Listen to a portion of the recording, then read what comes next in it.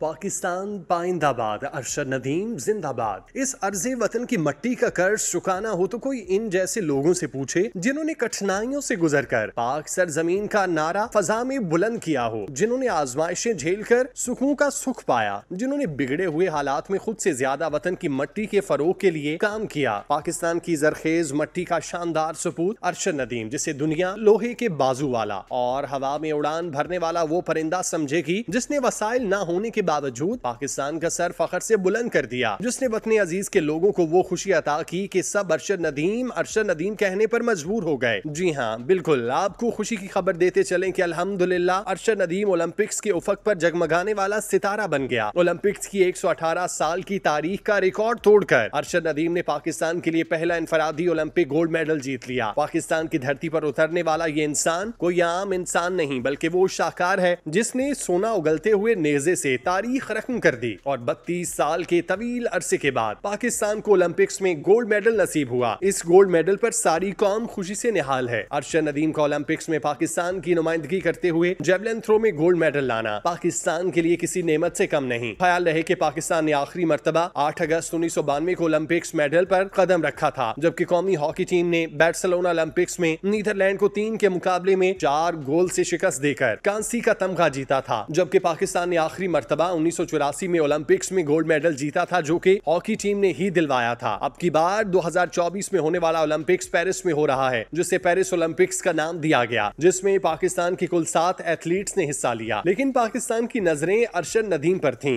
देखा जाए तो मियां चन्नू का ये नौजवान अरशद नदीम इस वक्त पाकिस्तान में स्पोर्ट्स का सबसे बड़ा ब्रांड एम्बेसडर बनकर उभरा। साबिक कप्तान इमरान खान के बाद अगर पाकिस्तान में किसी को स्पोर्ट्स आइकन होना चाहिए तो वो है अरशद नदीम। लेकिन हम में से कितने लोग अरशद को जानते हैं? शायद हर 100 में से एक, वो भी मुश्किल से। और जो जानते हैं उनमें से भी अक्सर को ये मालूम नहीं होगा कि अरशद नदीम कौन से खेल का खिलाड़ी है और उसके सफर का आगाज कैसे हुआ। आइए हम आपको बताते हैं। अरशद नदीम जेवलिन थ्रो में पाकिस्तान की नुमाइंदगी करने वाला वो वाहिद एथलीट है जिसने गुज़श्ता चंद सालों में बेशुमार कामयाबियां समेटी। जेवलिन थ्रो का मतलब उर्दू जुबान में अक्सर लोगों को नहीं मालूम होगा। इसे आम इस्लाम में बर्शी फेंकना कहते हैं। अरशद नदीम छोटे से शहर मियां चन्नू से आने पर इतने बड़े मकाम पर कैसे पहुंचे? यकीनन यही हकीकी टैलेंट था जिसने अपनी मेहनत से पूरी दुनिया में अपना नाम बनाया और पाकिस्तान का नाम रोशन किया। दूसरी जानिब अरशद नदीम की वालिदा भी खुशी से निहाल हैं। उन्होंने कहा कि बेटे के इस्तकबाल के लिए फूल लेकर जाऊंगी। अरशद नदीम की जीत पर जहां उनके अहलो अयाल समेत पाकिस्तान खुश है, वहीं पाकिस्तानी सियासतदान भी किसी से पीछे नहीं। मेयर कराची मुर्तजा वहाब ने Olympic gold medalist Arshad Nadeem के लिए 5 करोड़ रुपए की भारी इनामी रकम का ऐलान कर दिया। अरशद नदीम का ताल्लुक मियां चन्नू के करीब वाक़े गाँव चक नंबर 101-15L से है, जहाँ 2 जनवरी 1989 को पैदा हुए। उनके वालिद राज मिस्त्री हैं, लेकिन उन्होंने अपने बेटे की हर कदम पर हौसला अफजाई की। अरशद नदीम का बचपन आम बच्चों जैसा ही गुजरा। उनके वालिद इस कदर हिम्मत नहीं रखते थे कि अरशद नदीम को आला तालीम दिलवा सकें। अरशद नदीम के करियर में 2 कोचेस रशीद अहमद साकी और फयाज हुसैन बुखारी का अहम किरदार रहा, जिन्होंने अरशद नदीम को जेवलिन थ्रो के हवाले से खुसूसी मुआवनत फराहम की और उन्हें दरियाफ्त करके पाकिस्तान को एक हीरा अता किया। रशीद अहमद साकी डिस्ट्रिक्ट खानेवाल एथलेटिक एसोसिएशन के सदर होने के अलावा खुद एथलीट रहे। वो अपने इलाके में बासलाहियत एथलीट्स की सरपरस्ती और हौसला अफजाई में पेश रहते हैं। अरशद नदीम जब 6ठी 7वीं जमात के तालिब इल्म थे, उन्हें शुरू से ही खेलों का शौक था। उस जमाने में उनकी तवज्जो क्रिकेट पर ज्यादा हुआ करती थी और वो क्रिकेट खिलाड़ी बनने के लिए बहुत संजीदा थे, लेकिन साथ ही वो एथलेटिक में भी दिलचस्पी से हिस्सा लिया करते। वो अपने स्कूल के